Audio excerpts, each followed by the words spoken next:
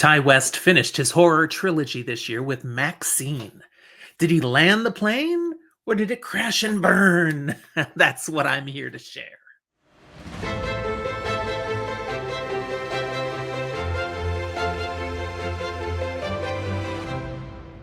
Welcome to Fantasy for the Ages, the show where a father and son talk about fantasy, science fiction, horror, and other things, nerdy stuff we enjoy. Today, just Jim here, the father, because Zach really isn't into the horror movies, but I am. And I'm going to talk to you about my experience with Maxxxine. If you enjoy this episode, be sure to give us a like. And if you haven't subscribed yet, we sure hope you will. My journey to Maxxxine started with Pearl, the second movie of the trilogy, which I watched earlier this year. Honestly, its marketing grabbed me. When I watched it, it was quirky, disturbing, and honestly really well done. That led me to the opening film of the sequence, X. I hadn't realized there was a movie that had come before Pearl. And that was likewise a well-done flick, though much more a hack and slash than Pearl had been, as that was more of a psychological thriller, but still a horror movie. Now, moving to the conclusion, because of course I have to, I'm a completionist, I came into Maxxxine with some questions. Would this be a film as well written, directed, and produced as the previous two? Would it be more a slasher, like the first film, or a psychological thriller, like Pearl? Or yet again, something completely different? Would it again capture the time period that it's set in perfectly, as the first two films did, the 1910s, almost 1920, and then the 1970s for those two films? Now, this one, we're talking the 80s. Could it pull it off? And finally, would this truly connect to the films? Be the end of a trilogy? Or would it just be a completely new story that only slightly followed what had come before? I thought those were all good questions, and they were all answered. So let's dive in. What's this movie about? Maxxxine is the continuing story of Maxxxine, the sole survivor of the first film of the trilogy, X. We met her there as an aspiring porn star whose initial efforts to make a splash in the industry did not end so well. After her escape from that prior situation, Maxxxine went on to recreate herself with a new last name and truly dove into the porn industry. And as we come upon her in this film, she's established a new life for herself with a successful career in porn, as well as exotic dancing, because porn apparently doesn't quite pay enough. Maxxxine has worked hard to put the past behind her, but something as traumatic as what she went through lingers. And we can tell she's still somewhat haunted by her past. But one thing most certainly has not changed: her belief that she is destined for fame, to achieve more than she has so far, to not settle for less than a life that she deserves.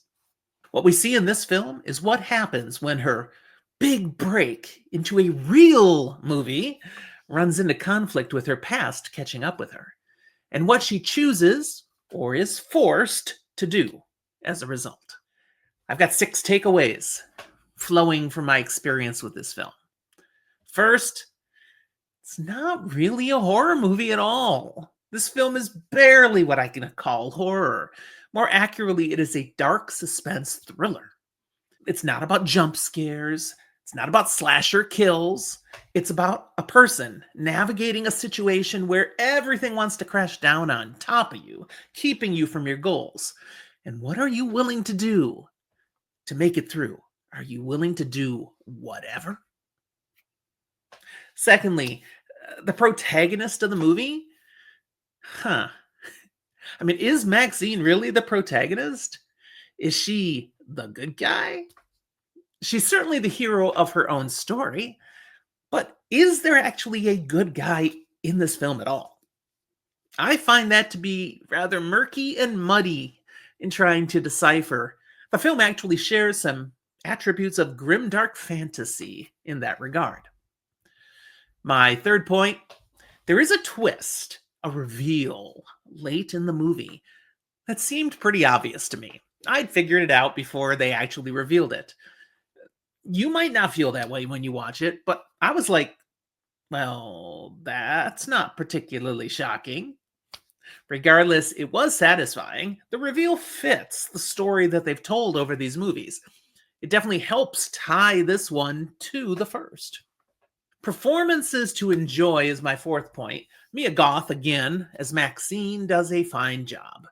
But I'll be interested in seeing what she can do in something completely different than these kinds of films. I know she's been in other things, but nothing that I believe she had a lead role in, and certainly not anything that I've seen. I looked at IMDb, and she's got parts in various films, but these have been her starring roles, as far as I can tell. So can she carry off leading lady in something different from this? Or will she just keep working with Ty West? I'm interested. However, there are some other actors that showed up in here that were a real treat to see. Elizabeth Debicki, she brings a high level of class to this film. Very impressive performance. Giancarlo Esposito, I love seeing him ever since I met him in Breaking Bad. He's terrific here. And Kevin Bacon, of all people, shows up and puts in a fantastic and highly entertaining performance. One thing I'll say that they do correctly in this movie is they absolutely nail again the period of the film. The setting is 1985, and they nail so many little details of that specific time period. I mean, even New Coke, people. New Coke. I lived this as a teenager. I was like, yes, so spot on. Someone did some great research, paid careful attention to all the details. Finally, I'll wrap with a theme that I drew from this movie. I don't know if this is what the director, the writer was trying to get to us, but this is what I saw. Some people will do whatever it takes to achieve their goals, no matter how dark, evil, damaging, or just plain horrific it may be. And no, the ends do not justify the means. But if you know someone like that, you might want to get out of their way. My recommendation about this film is, if you enjoyed the first two films in the trilogy, you shouldn't be disappointed with this one.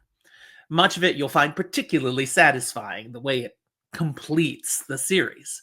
I found it to be well written, well acted, a high quality production. But if you're looking for just a good horror film, this really isn't it. This departs from horror, again, getting more into the thriller and mystery mode. There's a lot of suspense in the film, and for what it's trying to do, it delivers very well, but it's not just a horror flick.